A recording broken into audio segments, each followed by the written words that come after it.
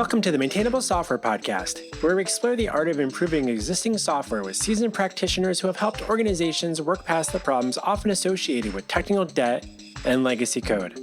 I'm your host, Robbie Russell. On this episode, we are joined by Chelsea Troy, who is currently a staff software engineer on machine learning and backend systems at Mozilla. She also maintains the Zooniverse citizen science mobile app, the NASA Landsat data processing pipeline, and a few other open source projects. Chelsea is a maintainer for the Rock programming language and mentors formerly incarcerated technologists through Emergent Works. She teaches Python and mobile development at the University of Chicago's master's program in computer science, hosts workshops for O'Reilly, and writes at chelseatroy.com.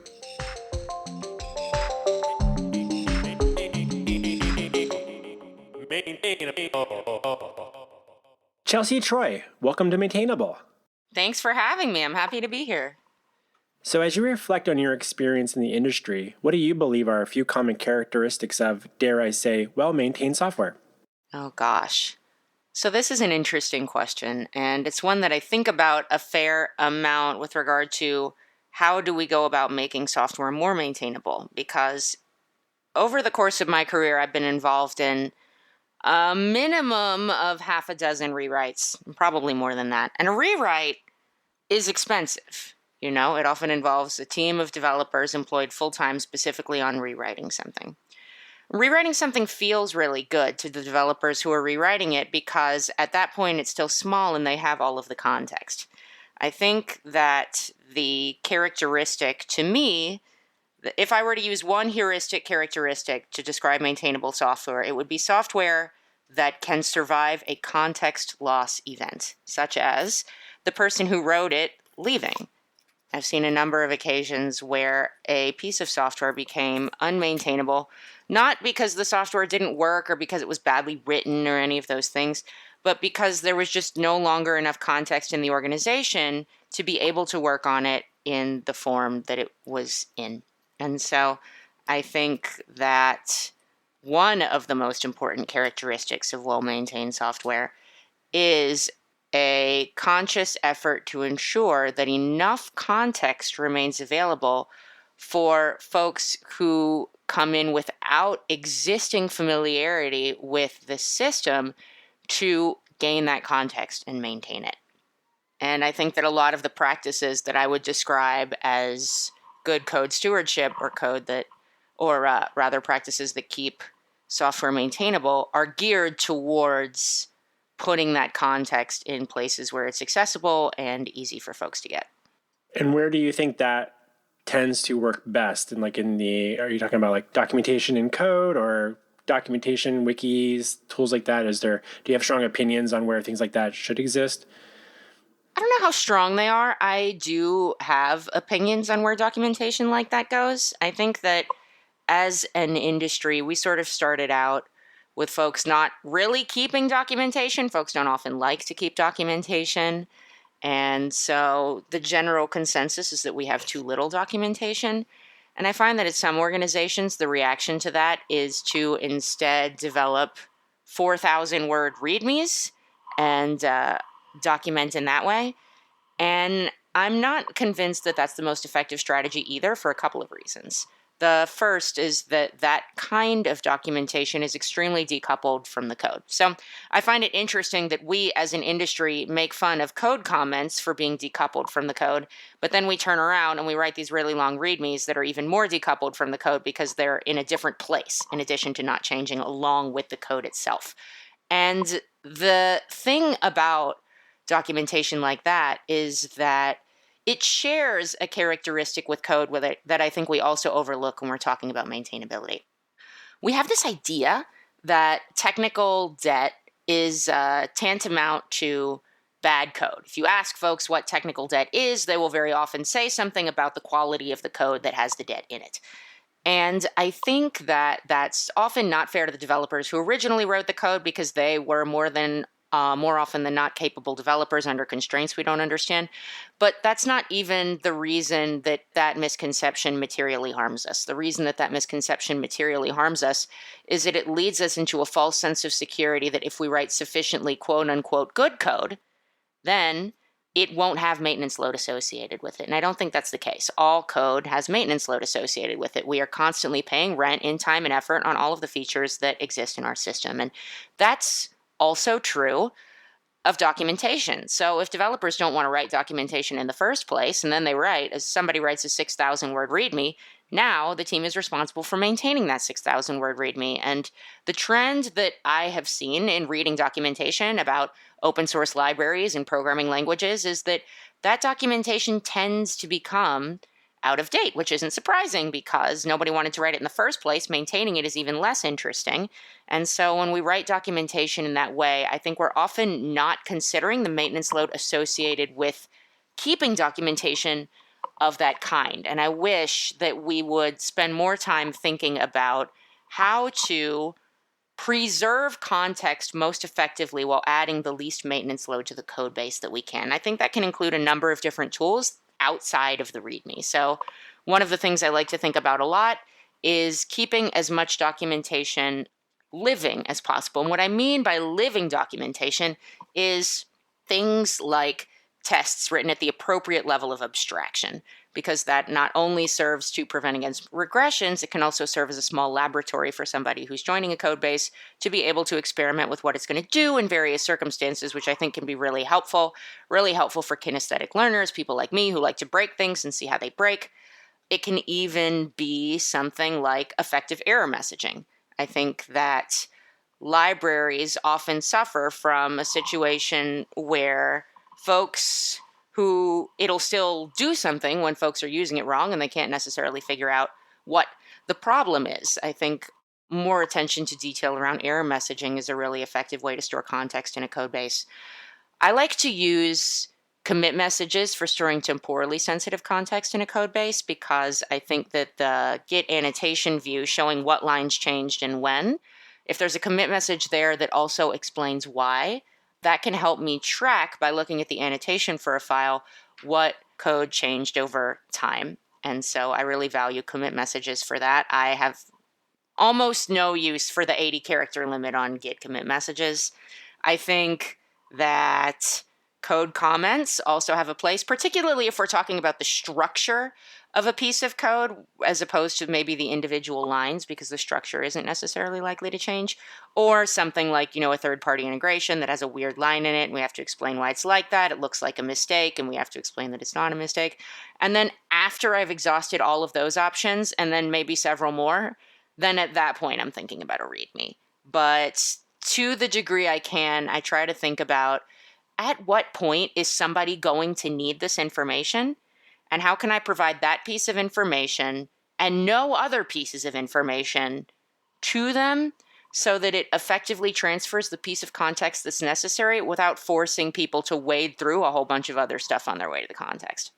No, I can appreciate that. And that's my assumption is a lot of organizations don't just have one Git repository that you're dealing with either, right? And so that becomes this other issue where you're like, put that in the README or put that in the, like, but what if it's something that's kind of like documentation that kind of crosses, if you're not working just one mono repo or something, or you got multiple repositories, then you're like, where does that then go? And then it becomes this like, well, and then you're trying to find like the right place for it. And then it gets really tricky about where to search for things, where to find things, where to reference things. Like, is this stuff if I put a comment in referencing some other repository, but that it won't make sense until this stuff is committed. And then now you have versioning challenges between repositories. This stuff's hard. Even like maintaining things in a wiki is challenging because maybe you're making changes, but like the documentation in the wiki can't change until something gets merged, because it's like another level of versioning challenges and stuff like that. But I think it's interesting to try to think about like the areas around having useful error messages, how we document things in our test coverage as a way to help convey the intent and the why or commit messages. Have you seen any success with any other sort of like code editor tools that like add on some extra features that maybe sit on top of that as well? Or you have what's your take on that? That's a good question. I think that some of it can be accomplished with some tooling, which can be helpful. I'm a big fan of the annotation view in most code editors because I like the fact that I can then see when each line last changed and why. One of the common counter arguments that I hear for this is like, well, when the line changes again, then the commit message will just change again. And that's true. However, what I have found is that when I am looking at the annotation for an entire file, if it's a longer lasting change that affected a broader amount of code, that message is still in there on some line. And so generally what I find myself doing when I'm trying to figure out why a file is the way it is I'll open the annotation view and then I'll sort of read the commit messages in approximate temporal order of commit. And that gives me a good idea of what changed and when and why. And if there's like maybe just one line that changed, then yeah, the original commit message will have been overwritten on that line, but the overarching context of the larger architecture of the file remains the same, which I appreciate a lot. In terms of helping me with documentation, I'm a big fan of using sort of open API Swagger integrations for external API documentation. I think that that's great. I like that it's living. I like that as the implementation changes, then that changes. And I also like that it's interactive. I like that when someone is visiting a service that has docs like that, then they can try out the requests for themselves. I've seen that work on, I've been developing a fair number of Fast APIs in the past. Fast API is a framework that does this automatically. Flask will also do this. There are a number of different, there's sort of an integration for any given API framework that you can think of that'll do that. And it can be really valuable for that reason. And it prevents some of the most common issues that I see of API documentation getting out of date, such that clients now have to have knowledge that's not in the documentation in order to be able to use the API. So those are the two that come to mind right away. Nice. I'll definitely include links to Swagger, and I'm not familiar with Fast API myself either, so I'm going to do a little bit of research on that. I'm curious about it. One of the things you mentioned earlier was around maintenance load, and I'm going to share links in the show notes also to a number of articles you wrote about technical debt, something I was really excited to talk about because that's kind of what we cover a lot on the podcast. And just kind of taking a quick step back, you mentioned maintenance load, and like, how do you go about, before we maybe get into how do you quantify that, like what do you mean by that? So I shy away from the term technical debt in general because I think that we all have, programmers tend to have very firm ideas about what that term means to them. And I think that it can be easier to get everybody on the same page by shifting to a term that folks have fewer existing associations with. And tech debt in particular is one of those with a lot of those associations. I mentioned the false association of tech debt and bad code. There are a number of other associations like that of varying degrees of falseness, but they are certainly different. And so I like to use the term maintenance load when I am describing the state of a code base. The maintenance load describes the amount of work that has to be done on the code base that is anything besides adding features or removing features. That's the heuristic that I use for it. And folks can have different opinions about what the semantics are. Does this count as maintenance load? Does that? I find that by using that heuristic, I get like close enough to be able to measure it in a way that is useful for determining the maintainability of our current code base and how we might make it more maintainable. It makes sense. And I can appreciate that because one of my favorite questions to ask people on this podcast is like, how do you go about defining technical debt? And do you feel like your own understanding of, or has your opinion, like if you would go back 5-10 years ago in your career, would you might have described technical debt differently than you would now, and how has that evolved over the years? And because I know from my own take, I've definitely described technical debt as code that someone else wrote that I disagree with. Maybe a better way to phrase it now would be like that I don't understand. Maybe is another probably more accurate way of probably looking back on that. But I like this idea of, it was one thing I really enjoyed about your articles there. I think kind of digging into this a little bit more. So how do you go about quantifying that in some meaningful way? Because it's like oftentimes we'll see people talk to teams where they're putting like items in a backlog, or they have a laundry list, or someone can start rattling off a big list of things that they think are maintenance type tasks that are perceived as being different than, just working on, shipping new features and things like that. So how do you kind of quantify that work? Mm-hmm. I generally quantify that in terms of developer effort. So On a given team, there tends to be some sort of ticket tracking or something like that. And so sometimes it's a bit of a manual process to go back a couple of weeks and determine what the number would be. But what I like to do is try to figure out what percentage of my team's time and effort is going towards things that are not adding features or removing features. And then when I'm talking to product owners or the business about it, I tend to frame that in units of developers. For example, so our team has 4 people on it, and currently, this is a hypothetical team, not my actual current team. This hypothetical team maybe has 4 developers on it, and maybe 3 developers worth of effort is going to adding features, or rather is going to stuff other than adding features and removing features. And I like that for a couple of reasons. And the first reason is that it tends to be very quick and effective at communicating to the business what their question usually is, which is, why is velocity not higher than it is? And by using that metric, I can communicate very quickly to them, like, okay, you see this team of 4 sitting here working, but what you have to imagine really is that it's one person available to work on the things that, from your perspective, you'd like our team to be working on. And the reasons for that is that our system has accrued an amount of maintenance load such that to keep the existing system running, such that the 4th developer has a working system to put features on, these 3 have to be employed in this other task, which helps to communicate why the other 3 can't just drop what they're doing right now. Another reason that I like that framing of things, it offers an opportunity to talk with the team about how we would go about freeing up more of that capacity to work on adding and removing features. And there's a specific reason why I include removing features in not maintenance load that I imagine we'll get to, so I'll leave it for now. But the conversation from there, instead of being like, why is the team so slow, can be, where can we invest developer effort such that our return on investment is such that we get a return on that investment of opportunities for developers to work on adding and removing features like we would like in the future. So I find that tends to take the conversation in a very productive direction from the business standpoint. Finally, it's also really nice from the technical standpoint, because when we talk about technical debt and folks are like, we need to pay down technical debt, what I have seen happen more often than not is that some technical director or some team lead spends a bunch of social capital and buys themselves 3 weeks. And then they turn around and they're like, all right, you have 3 weeks, clean up tech debt. And then here's what happens when you tell the team to do that, is inevitably, I like the definition that you shared of technical debt earlier that maybe you wouldn't use now, because I think it's illustrative of what happens in this circumstance, is that inevitably some portion of the team thinks of technical debt as code somebody else wrote that they don't agree with.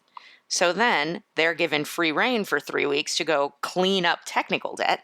And what that looks like to them is go find code that annoys them personally and rewrite that code such that it does all the same things, but now is no longer an eyesore to them personally, which does not necessarily reduce the maintenance load, particularly if it's like a piece of the code base that the team understood well, but just didn't like. Now they like it better, but there hasn't actually been any material change in the amount of time that they're going to have to spend in it. And so when we're talking about investments in a lower maintenance load for the future, we can talk about which of those investments are actually going to be the most effective at reducing the maintenance load. And frequently, it's not going to be those kinds of code renovations that developers might jump to if they're given free rein to reduce technical debt for 3 weeks.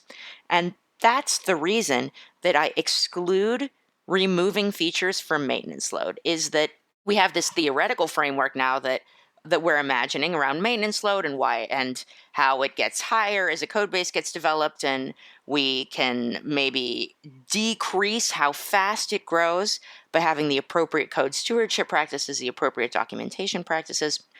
So that's the theoretical framework. In practice, if we are trying to reduce maintenance load, the highest return on investment that I have seen in practice is removing features that are no longer pulling their weight from a product value perspective. And that is why I removed feature removal from the maintenance load cost, is that activity is so valuable an investment that it deserved recharacterization to properly align developers' incentives with removing all of those at every opportunity. How do you go about helping convey that to like a product owner, product team where they're maybe that like some features got added 5 years ago, maybe they're being used, maybe not. Nobody remembers why. Maybe most of the team wasn't around then, maybe necessarily. Like, I don't know, there's these things that we're having to take care of, or we never deal with that. It doesn't seem to be broken, but it does add a little more complexity to the system.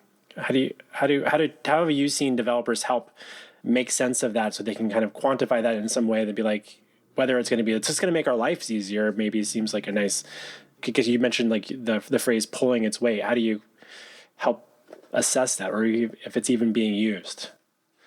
It's a good question, and it's a tough one because from the perspective of product people, generally what they are imagining is an additive model for the product. What else can we add? What can we change? What can we make better? What do we want people to be able to do that they can't do right now with the thing that we're building? And there isn't necessarily a dedicated piece of the product process around which of these things can we remove. And that's not necessarily because they don't agree with removing features. It's just that's not a dedicated part of the process. In my experience, it's not a thing that the product team has thought about when I bring it up to them. But I have not encountered as much resistance as I thought I would when I first started bringing this to product teams. When I say, well, currently the team is spending a whole bunch of its effort on maintaining the following features. If we were maintaining fewer of those, then we would potentially be able to work on other stuff. Where I've found it helpful to use two different metaphors to describe this. The first is a rent metaphor, that effectively we pay rent on all of these features, and this is the amount of rent that we paid on each of these features in the past month and the past 2 months. Are there any of these features that you would like us to remove and stop paying rent on? Then what we need to do is dedicate somebody for some amount of time to getting rid of that feature, and then we no longer have to pay rent on that feature anymore, and that can be really nice. And that is sometimes a new-ish concept for product teams, but more often than not, when we give them that list of features, there'll be people on the product team who are like, I didn't even know our product did that, and I definitely don't think it needs to.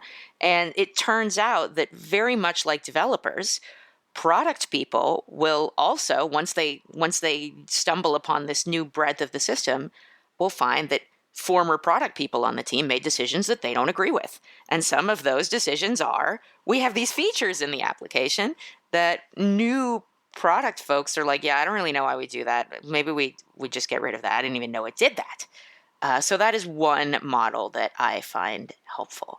The other model that I find helpful the other metaphor rather, that I find helpful for talking about this is the resume metaphor. Now, everybody listening to this podcast who works for the government, just like turn your ears off for a second, because I understand that the US government requires this like very long resume process. But for tech industry, like private company type of things, when I'm applying to a company, I tend to keep my resume under a page. And that's like maybe storied career advice because theoretically the recruiter only spends 15 seconds, yada, yada, yada. I don't care. I don't think the recruiters actually read literally anything. I think they read the line under my name on LinkedIn. That's literally all they know.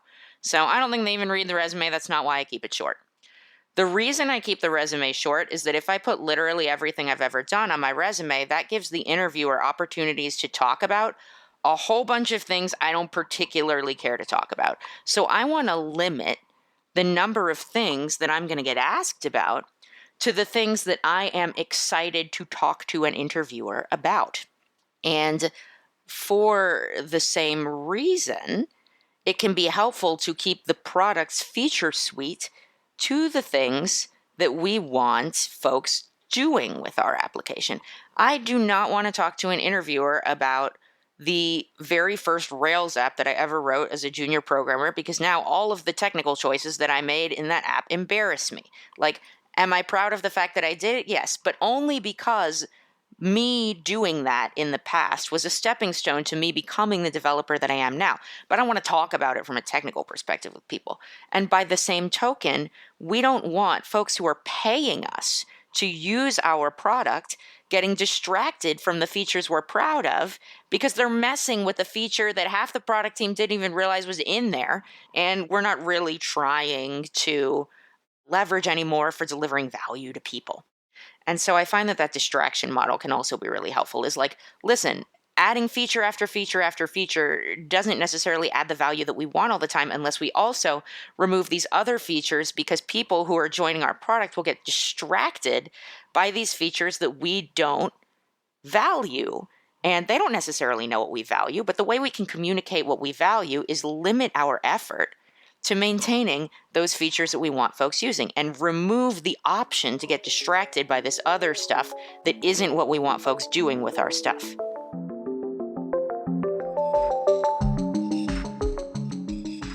Hi there. Do you know someone who might be looking for assistance with their Ruby on Rails application? Planet Argon would love to meet them. We're offering a $1,000 referral bonus. Send someone our way, and if they sign up for services with Planet Argon, we'll give them a $1,000 discount. And in return, you'll get a check for $1,000 in the mail, just for knowing the right person. Hop on over to planetargon.com/referrals for more information and to refer someone our way. That's planetargon.com/referrals. Thanks.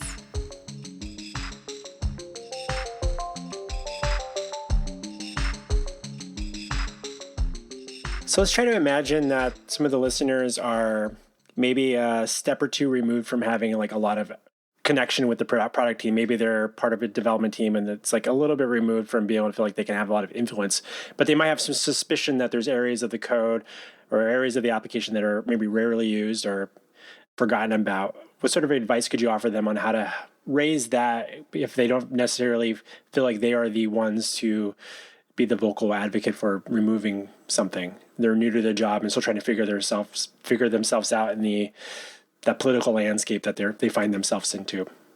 I see. That's a good question. If they're new to the job, I definitely would not recommend yanking out features. My perspective on joining a job is honestly to take some time to learn why the system is the way it is. And I prescribe that for two reasons. The first is, as I mentioned before, I think that sometimes when developers disagree with the decisions of former developers, it's very easy to, I didn't put it exactly in these terms, but it's very easy to misattribute that to the previous developers not knowing what they were doing, when in fact what it often is capable developers who are under constraints that the new developers don't necessarily understand.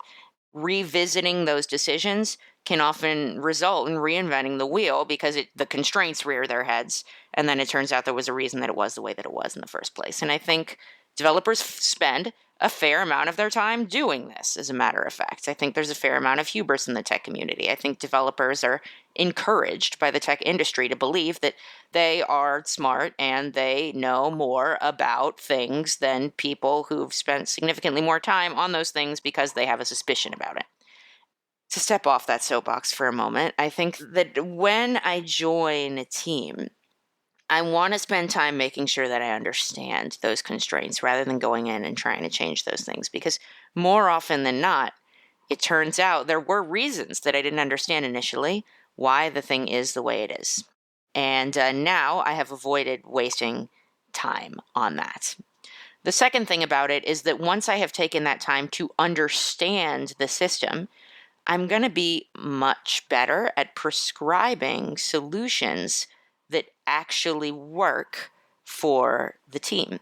So I'm spending my first few months building my social capital, understanding the system that I'm in, and then after that, I'm able to spend time effectively surgically fixing the things that can be fixed while addressing many of the objections to fixing them that I might not have understood when I originally joined the team. That's an approach that I have found to be not only more effective from a social capital perspective than joining a team and immediately declaring myself capable of fixing all these things the existing team hasn't fixed, but also more technically viable. And the solutions that I end up proposing end up staying in the code base for longer because they were more sensitive to the competing interests and, like you mentioned, the political landscape and sometimes also the technical constraints that we're working with. That makes a lot of sense. Yeah, thanks for digging into that. I appreciate that. And so earlier, we were talking about maintenance load, and there's this idea that, as you're building new things and adding new features, you're increasing, or there's still some output of that is going to always require some additional maintenance work, right? And so where's that balance between leadership or whoever's looking at this problem being well, should we just add more people to the situation? We'll just bring some more developers in, and then we can have certain developers focused on maintenance stuff while we have the other people focused on people work on new features and other people focus just on maintenance type tasks. And I bring that up because sometimes my company gets called a lot to come in and help companies that are, okay, we need to keep our, this is literally a conversation I have every 2 weeks with some other company. And they're like, we need our team focused on shipping new stuff. We don't have to take time to take care of this technical debt, the stuff that's been in the backlog. So we don't want to slow down, but we need to do this in parallel. And then there's always this awkward conversation of well, sounds great, but we don't have a lot of context for why things is the way it is. You're speaking, building up that, understanding their technical constraints and everything else there. It's not just cool, just hire someone and put them on that. Why don't you just go hire someone to do that? Because it's I don't think it's that easy, right? And so what's been your experience in that sort of capacity? Have you found a good balance? Do you feel like having people specifically have either a percentage of their team working on that or every developer being responsible for some percentage of their time working on maintenance work versus pushing the product, I'm air quoting, forward? Yeah, absolutely. It's a good question. I think that there is a risk associated with it, which is that one of the primary drivers of maintenance load is context loss, the absence of context. Like you mentioned, it might not be that all of the team has the necessary context to be able to make the changes that need to be made, and that's part of the reason that I advocate for folks not really trying to do that until they've been on a job a while, is because they need to gather that context, right? So once we split off some portion of the team specifically to deal with that, they are now building their own context independent of the team that is theoretically shipping features, who are themselves building context that the maintenance side doesn't necessarily have. And it's not necessarily that I think it's a bad idea in all cases. I think that there are places where it might be the appropriate fit, and probably places where it's not the appropriate fit. And an important risk for the team to be aware of and potentially take steps to mitigate is that when the team is split like that, there's going to be context that is not shared anymore. Then if, say, one portion of that team in the extreme case were to leave, then that context is effectively lost. But even if just part of that team leaves, or those teams continue working in isolation such that maybe the maintenance team no longer has context on the new stuff that the feature team has built since the team split up, that team will become less effective at being able to take things off of the feature team's plate. And so that risk might need to be mitigated, and there might be different ways to mitigate that. Maybe it's cross-pairing occasionally, which I've seen work in certain circumstances. Maybe it's the team switching. Maybe it's regular rotation. Maybe it's good code stewardship practices around documentation. So that's one risk that I see with it. The other risk that I see with it is that it removes the incentive for the feature development team to develop the kind of code stewardship practices that would decrease the speed at which maintenance load is accruing. I think that maintenance load always accrues. The longer the code, when I ask audiences about the highest maintenance load they've seen, there's a correlation between the age of the code base and the amount of maintenance load that's required. Part of the reason for that is that tools and techniques change, and when the existing system was written in, for example, in 2012, best practices in 2012 are very different than they are in 2022. TDD wasn't a thing then at the time that it is now. PHP was the backbone of services then, in a way that people like to lampoon it now. I got a lot of respect for PHP. It powers 39% of the internet.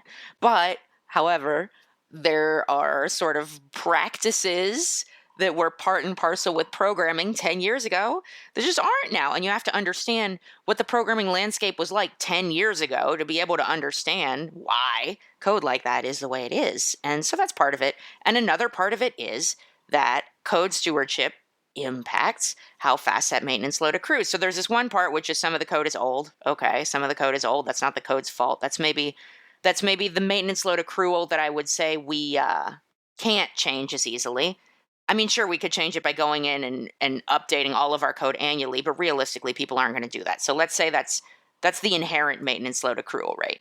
And then on top of that, there's also this variable maintenance load accrual rate that we can impact by having better or worse code stewardship practices.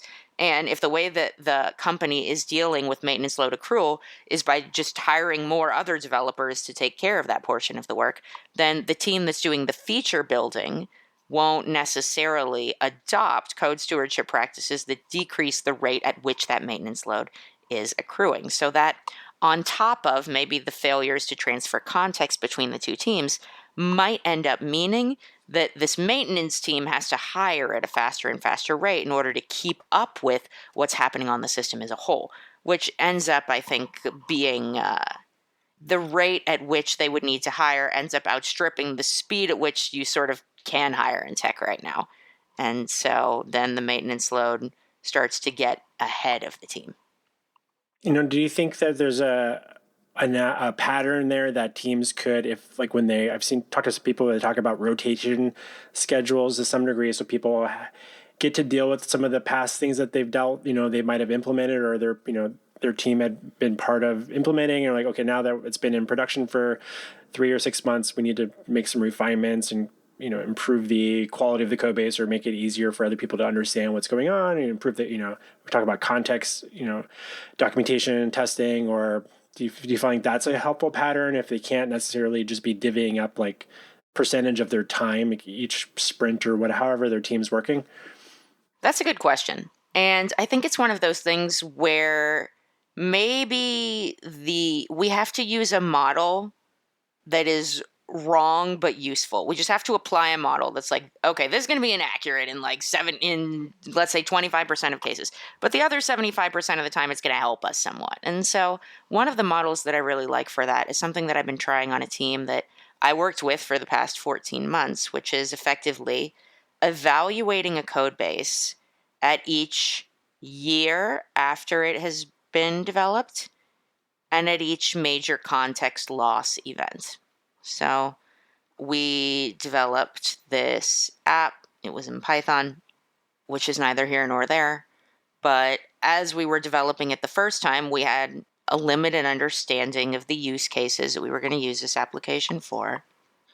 And about a year after its development, there were already things that were frustrating folks about how to use it, how to maintain it, how to make changes to it. And I was able to do this continuously throughout the year because I was on the team continuously throughout the year. But I think another solution that would make sense is at each application's anniversary, bring the team together, take a look at the tickets that we've worked on that app, and ask the team what parts of maintaining this app are frustrating or take additional time or maybe could work more smoothly. And then take stock of what all of those are. And inevitably, some developer is going to inject like, well, this is a static method. I don't like it when we use static methods. And so then the next step, I think, is to take that list and ask, like, how is this frustrating thing increasing our maintenance load? And that tends to knock out, not all, because somebody will make a convincing case for their thing, but I would say that it will knock out 2/3 of like things that I would characterize as gratuitous sort of code renovations that aren't necessarily going to improve maintenance load. And then take that list and holistically consider what changes can we make to this application with the minimum investment from the team that will address these issues. So in the example that I'm talking about, what I did was I took a list of those issues and I ended up building, it was an API app, building a parallel path through the API app that addressed a lot of those issues with a request that some new clients were going to be using, and made it deliberately easy for us to incrementally move from the old path towards the new path without breaking the old path. But the new path demonstrated a lot of the transformations that would end up decreasing the maintenance load from the old path to the new path. And what that did was it eliminated a lot of risks that I think, or rather I would say, significantly mitigated a lot of risks that you run into when you do something like that. So the first thing is, when you do a big refactor, that is itself a major context loss event. Like, similar to the way that this is the example on my mind right now because my mom's going through cancer treatment right now, so she has to include it in that as radiation treatment. Radiation treatment addresses the existing tumor. It also increases the likelihood of it increases your risk in the future of tumors. And that is how a major refactor works as well. It can be extremely effective at addressing existing issues. It also wipes a whole bunch of context that the team has about the way that the system currently works, which increases the risk that in the future they're not going to understand what's going on and they're going to bolt on more kludges because they're in a hurry and they have to get the thing out by the deadline.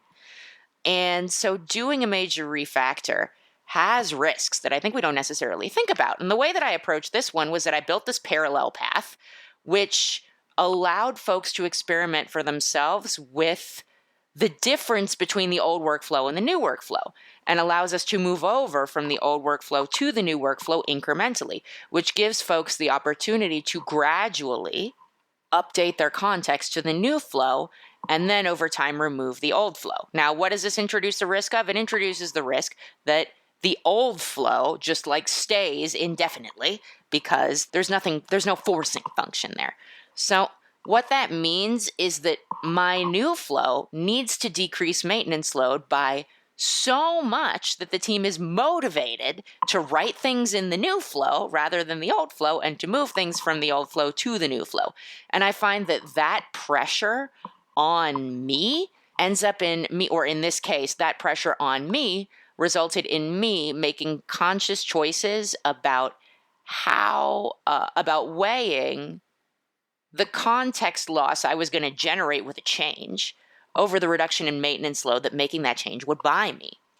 And I think that having the incentive structure set up like that helped me make choices with the rest of my team in mind in a way that we don't always do when we get 3 weeks tabula rasa to quote unquote address tech debt.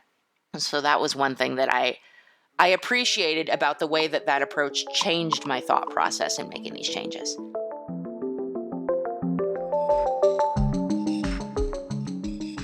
We'll be back with our interview with Chelsea in just a moment. Hi, it's me, Robbie. I just wanted to take a quick moment to say thank you for making time to listen to the Maintainable Software Podcast. If you're listening to these episodes, or you're even listening right now, maybe you're out running, jogging. Actually, I did this about a couple months ago, and a few of you reached out to me and sent me some nice emails and DM'd me on Twitter, and I really appreciated that. So feel free to do that or write a review on Apple Podcast, or I think you can do that now also on Audible and other places like that online. So help spread the word. I really appreciate that. Also, do you know someone in the industry that I should be having on Maintainable? Shoot me an email to Robbie with a Y at maintainable.fm. And now, let's get back to our interview with Chelsea Troy.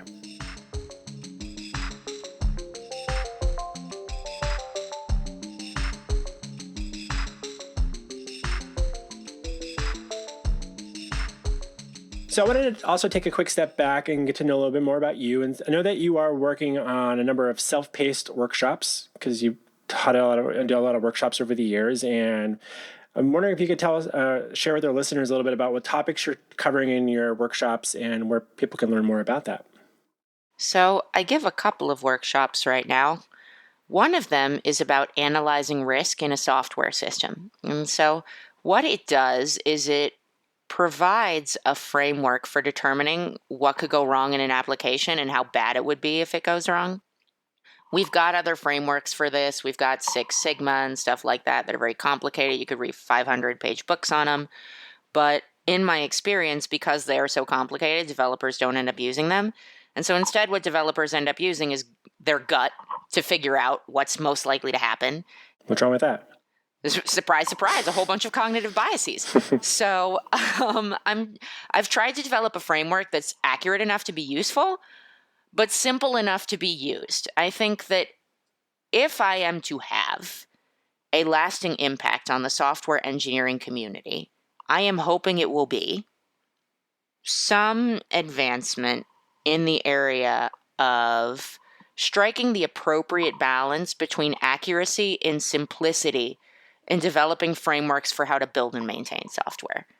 Because what happens if it's too complicated is that folks make something up that ends up not being accurate. And so I want to build frameworks that are simple to use, but like at least 75% accurate.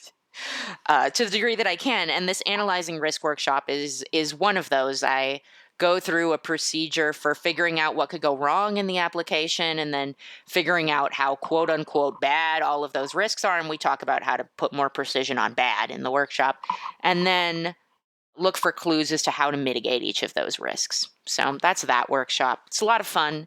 And I do a super speedy 1 hour version. I got a 2 hour version. I got a 3 hour version of that workshop.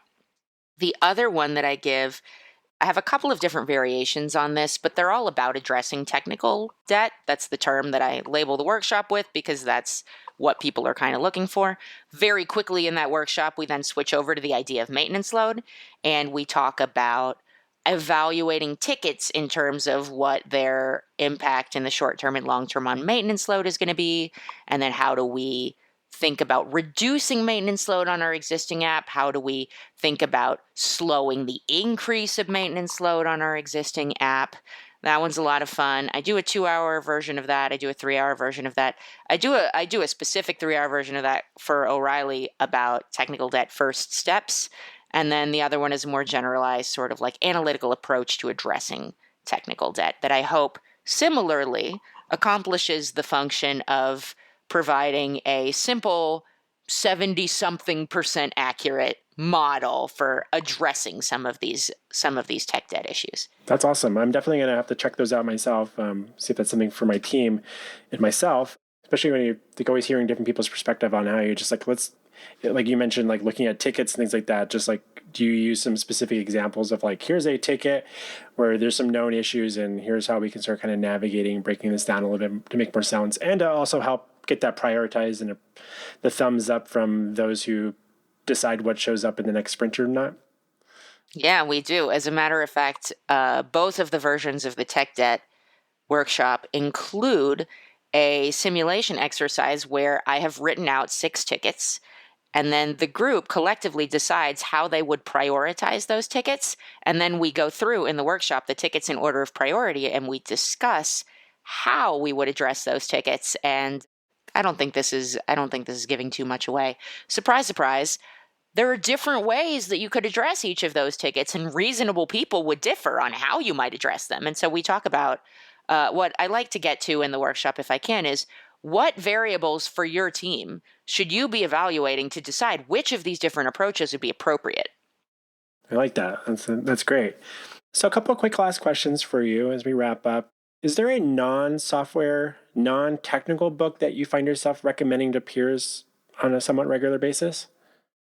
That's a good question. Non-software, non-technical book that I find myself recommending to folks. Well, I can share a couple with you, I think. I'm a big fan of this book called Cork Dork, and I'm going to forget the name of the author right now, but she's, I believe, an investigative reporter by trade. But she spent a year trying to become a sommelier, and I think actually succeeding at passing her sommelier exam. And it's just interesting. It's fun. I think it's kind of cool. I myself decided not to become one of these people who's too knowledgeable about wine because I think being knowledgeable about wine is expensive. Yes. And I wasn't trying to have that. I wanted to still be able to appreciate my $2 chuck or whatever from Trader Joe's, but it's a very good book and I appreciate it a lot.